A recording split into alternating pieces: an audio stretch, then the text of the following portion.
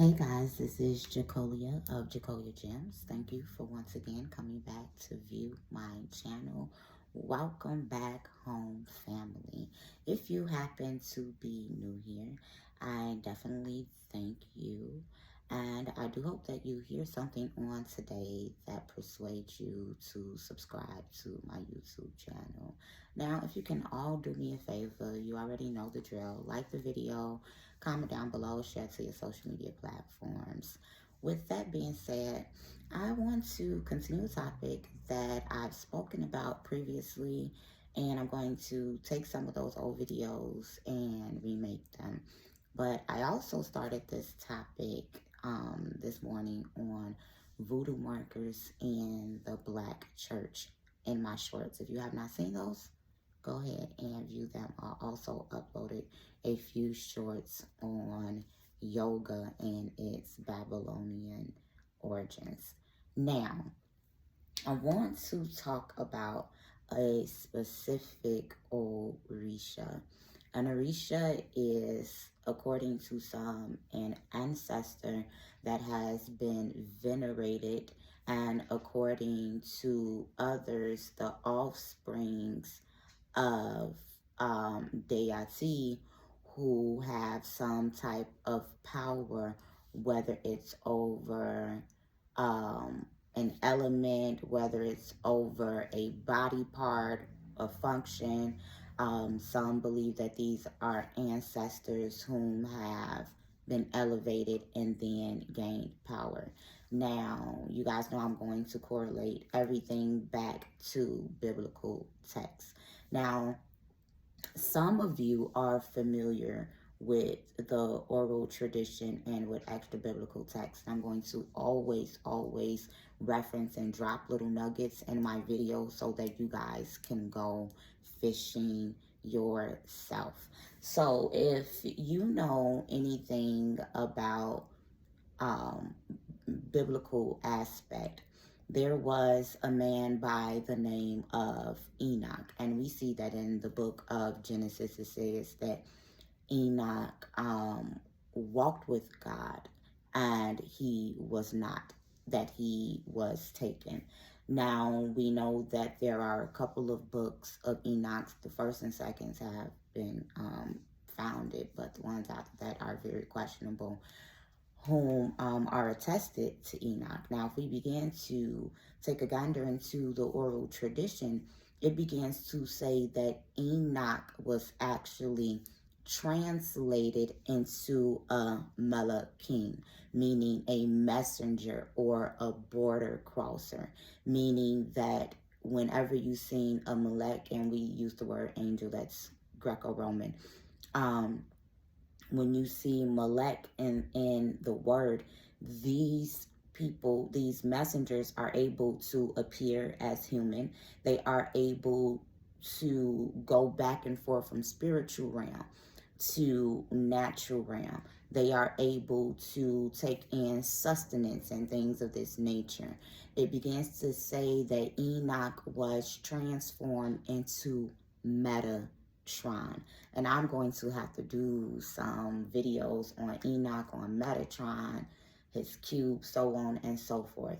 We will see that this is also talked about in the Greek New Testament, when it says that the dead in Mashiach shall rise first, and those who remain shall be caught up to meet him in the air. And it talks about being transformed, getting your God body. We even see this being talked about in the Old Testament when the kingdom is spoken about, when some will be transformed into their bodies. Some will live as immortals, where the aged man won't be considered an aged man, and where sickness won't exist, so on and so forth. There will be a hierarchy once again. And so we see that this is not something that is abnormal.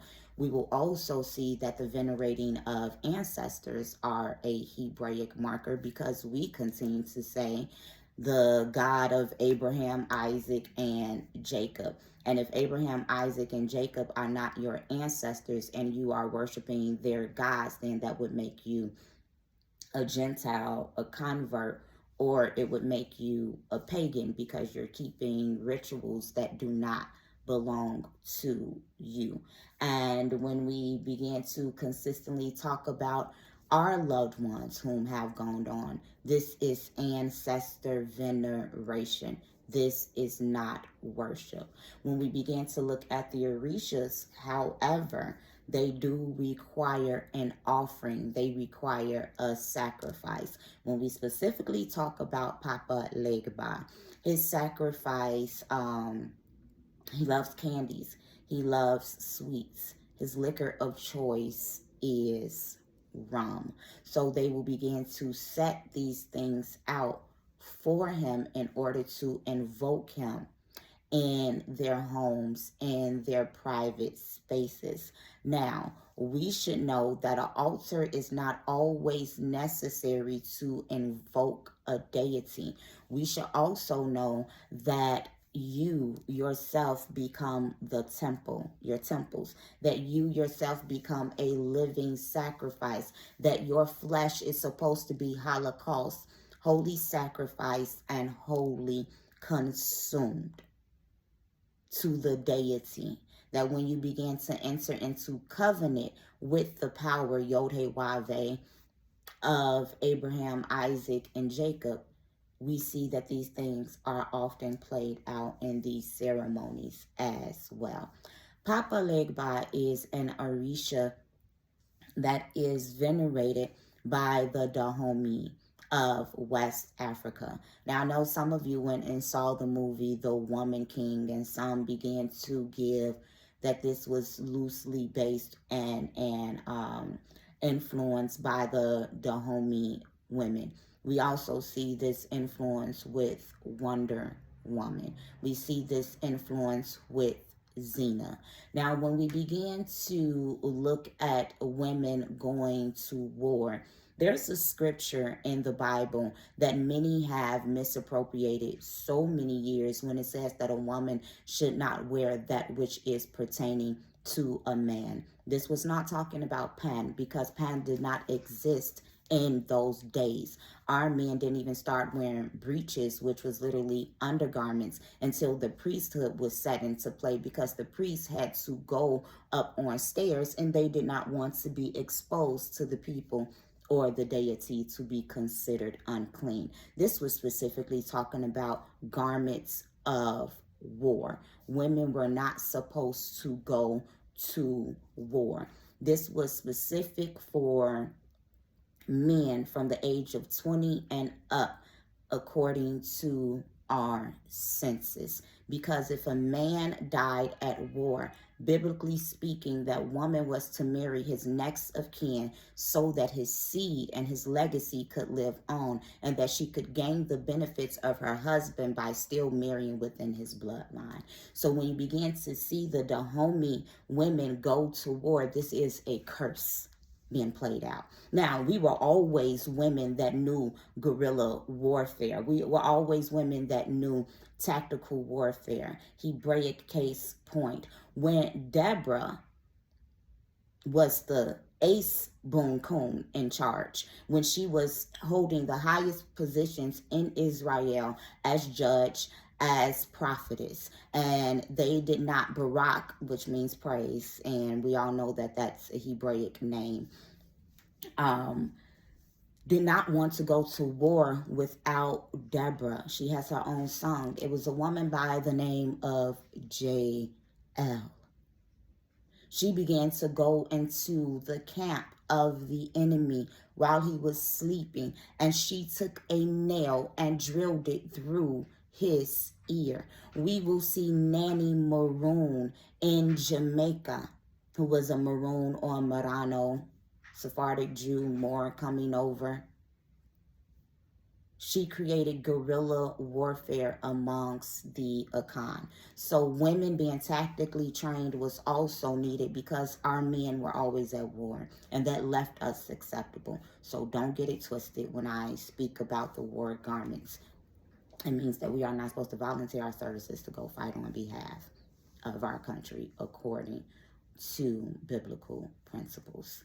Now, when we get to the Dahomey tribe, we will see that some major correlations have been made between them and the biblical tribe of Dan. We see that they have the fawn mixed amongst them, and they are represented by the serpent. There is a scripture in the Bible that begins to prophesy and say that Dan will become a serpent. And we see that Dan was left out of the book of Revelation, but Dan became a judge. So when we begin to look at the worship of the serpent in the Dahomey tribe, we begin to see that this is taking place a lot in Haiti. This is taking place, the worship of Papa Legba takes place in a lot of different places, because he is also can be called Eshu,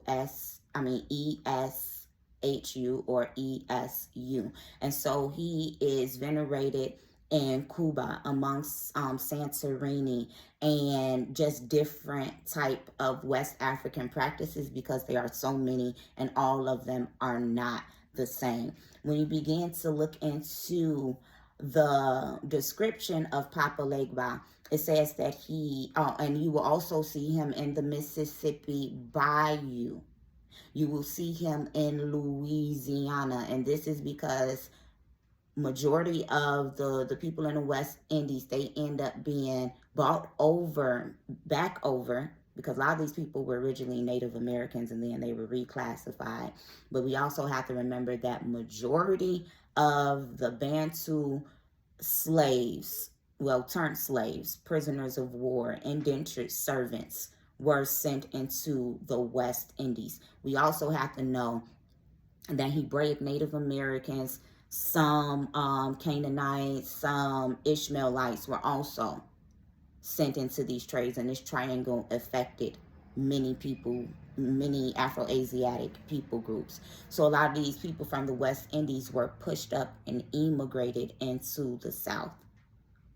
So when we began to look at Papa Legba, he was often looked at as an older man with a cane, and he was represented by a dog. When we begin to look at the Bible, we will see that Jezebel was killed by breaking her neck, falling out the window, and the dogs ate her to her demise. In ancient Egypt, the netter Anubis is represented as a black jackal dog. He is the god of death, who helps passes through to Mayat as the soul is weighed, as the heart is weighed against a feather, just as our hearts will be judged against the open books, which are the law. So Papa Legba is looked at as a border crosser, a messenger, a go-between the highest deity and human beings, and also between the other orishas, and Iwas, and the human beings. You cannot get a word through to either or without first going through him. Does this not sound very, very similar to some biblical aspects that we begin to give onus to Yeshua, Nazarene, to Christ, the Messiah?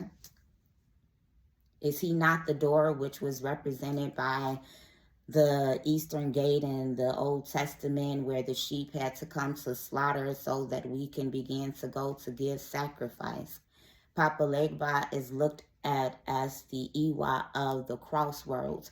Bone Thugs and Harmony, meet me at the crossroads. Y'all know how many songs talk about crossroads? How many hymns talk about crossroads? In the Mississippi Bayou, Papa Legba is also called the devil, the black man. When you begin to go down, some begin to represent him as someone that's sweet, who distracts the children with candy, while the other Orisha began to carry out serious rituals. But some says that he's a trickster, and he's represented by horns and a phallic symbol. And he is venerated on June 13th during the ripening, during the harvest. But he is sought out when the veil is very thin. So this brings us to watch night service in the Black church. This brings us back to the Azusa Street movement, which took place in Louisiana, in the bayou. This takes us to the fact that a wooden crate was placed over the head of the parishioners so that they can hear and evoke the deity. Now we know that in Old Testament that our priests and even in our homes we begin to go into closets and shut in, and cannabinoids were found on the altar of incense, and your myrrh and your frankincense, and you were in a room to invoke a deity. But what deity was being invoked? We see this also play out in West African spirituality and in the diaspora, when the masks are being worn. So when Britain came in to take our mask, they were taking practices with them.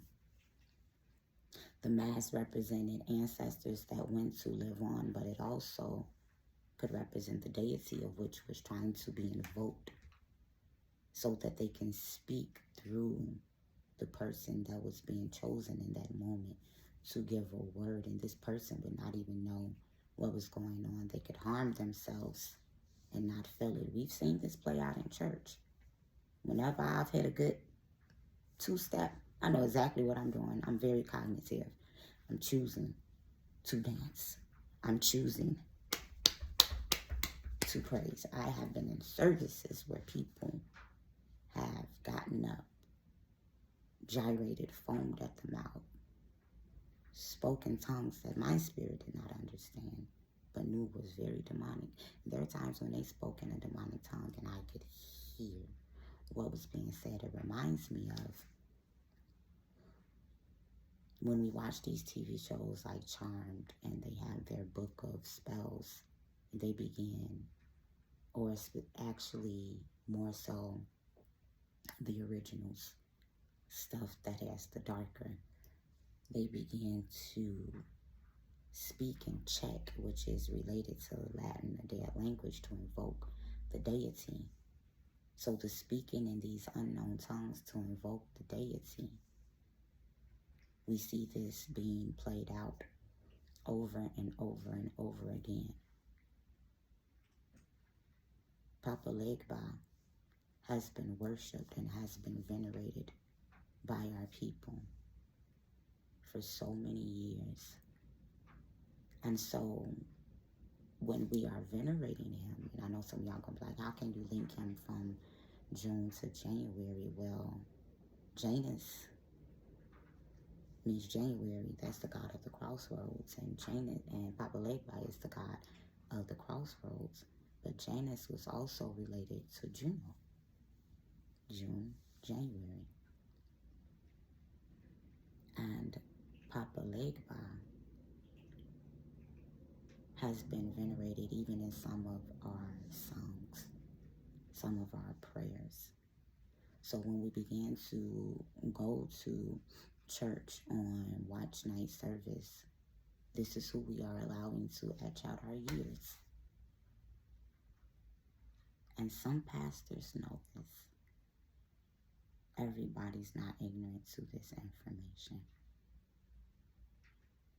These are facts over fiction, doctrine over dogma, in the words of my Moray Divine Prospective Kingdom Harbinger Ministries.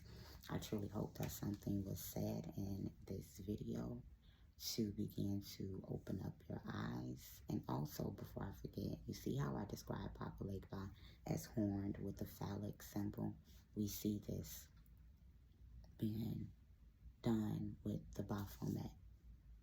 So yeah, everything is African in origin.